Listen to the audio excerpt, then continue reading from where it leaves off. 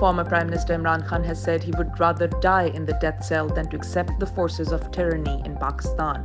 Mr. Khan, currently spending the 397th night in jail, further said, and quote, "If anyone thinks that I will move from my stance by being in jail, they are delusional. I'm prepared to spend my entire life in jail," unquote. Pakistan's military establishment, through its proxies, have called on Imran Khan to accept the military's terms. Mr. Khan has repeatedly said he would not budge from his stance on democracy, rule of law, and civilian constitutional supremacy.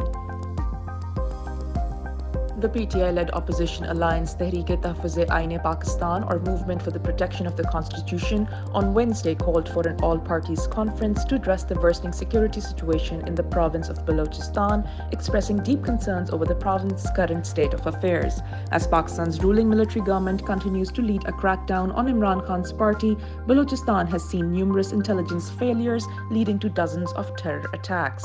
Speaking at a presser after a meeting, PTI leader Asad Kaisar said that the Tehreek has serious concerns about the situation in Balochistan, for which an APC should be immediately convened. He said, and quote, "We will meet with the National Assembly Speaker and urge him to take action, including convening an all-parties conference on Balochistan." The Islamabad High Court has set a deadline of September 10th for the recovery of 16-year-old Faizan Usman, who was brazenly abducted by armed men allegedly belonging to Pakistan's intelligence agency. Dr. Usman Khan, Faizan's father, stated that after his son's abduction, he was threatened with consequences should he approach the courts or go to the media. However, he added 2 months had passed, but his son had not returned. He further said that his son-in-law, who was picked up earlier, was also missing. Pakistan's courts have passed numerous orders, but there are scores of civilians still missing who were disappeared by the intelligence agencies. According to an exclusive report from the prominent investigative journalism platform dropsitenews.com, the occupational Israeli forces have surrounded hospitals in Jenin in the West Bank, severely restricting medical services by cutting off water and electricity.